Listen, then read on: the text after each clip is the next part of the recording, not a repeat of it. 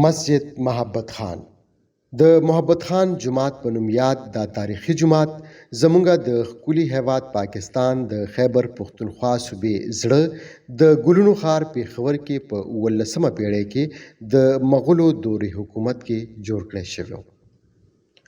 مسجد محبت خان د 1480 او د 1480 کلونو ترمنځ د مغولو باچاهانو لخوا جوړ کړی شوی.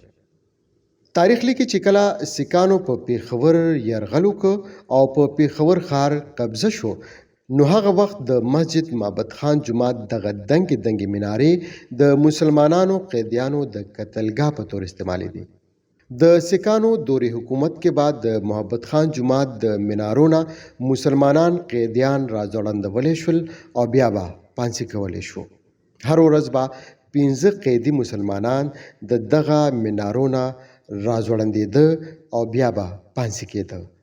کله چې روس په افغانستان یرغل وکړ او افغانان پاکستان ته په هجرت کولو مجبور شول، نو دلته پېښور کې میشته افغان قبایلي مشرانو به افغانانو کې د اتحاد پیدا کولو لپاره به په دې جومات کې راجمع کېدل او د روس خلاف د جنگ یعنی د جهاد منصوبه بندي به کوله. محبت خان جومات په کال 1480 کې د مغولو په دورې حکومت کې جوړ شوی و. دا جومات د مغول باچا اورنګزیب په دورې حکومت کې جوړ د پېښور گورنر نواب محبت خان په نوم تر اوسه یادېږي. په کال 1834 کې په پېښور کې د سیکانو دورې حکومت کې محبت خان جومات د سیکانو په ولکه کې راغلی و.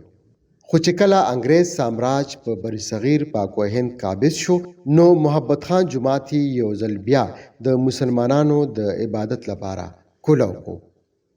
د مغولو په دورې حکومت کې جوړ د محبت خان جومات چې د نن نه تقریبا 900 کاله وړاندې جوړ شوی دی، نن هم د پېښور د لرو پرتو علاقو خلک چې پېښور ته په پیښه راشي، نو د لمونځ لپاره د تاریخي جومات مسجد محبت خان ته راځي او زیاتره خلک اوس هم متواتر د جمعې مزله دلته کې راځي. مسجد محبت خان جومات په کال 1982 کې د خیبر پښتونخوا حکومت لخوا د ملي میراث په توګه اعلان کړی شو او بیا اوقاف محکمې ته وسپارل شو چې وخت په وخت د دې تاریخي جومات مسجد محبت خان په خپل زوړ حالت کې د بحال ساتلو، سنګارولو او صفائی سترایي په نظر کې ساتي او د ضرورت په وخت متعلقه حکومتي واکمن د دې نه خبروي.